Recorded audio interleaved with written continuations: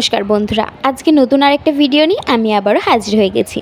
আজকে ছিল আমার ছোট ছেলের জন্মদিন, আর ছোট ছেলের জন্মদিন উপলক্ষে আমি কি কি রান্না করেছি সেটাই আজকে আপনাদের সঙ্গে আমি শেয়ার করছি। ছোট ছেলের জন্মদিন উপলক্ষে আমি যা যা রান্না করেছিলাম তার মধ্যে ছিল সাদা ভাত, আলু ভাজা, পটল ভাজা, বেগুন ভাজা, কাঁচকলা ভাজা, কুমড়ো ভাজা, সর্ষে পোস্ত দিয়ে ডিম ভাপা, ছোট ছোট করে চিকেন কেটে সেই চিকেন কষা, মুসুর ডাল, কাতলা মাছের কালিয়া, মুরগির মাংসের পাতলা ঝোল, চাটনি, পাঁপড়, 5 রকমের মিষ্টি এবং অমরের একটা পেস্ট্রি ও সিমুই ক্ষীর।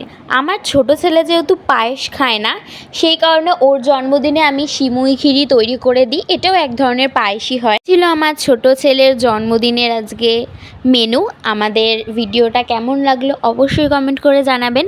ভালো লাগলে লাইক করবেন, শেয়ার করবেন ও আমাদের চ্যানেলে নতুন হয়ে থাকলে সাবস্ক্রাইব করবেন। ধন্যবাদ।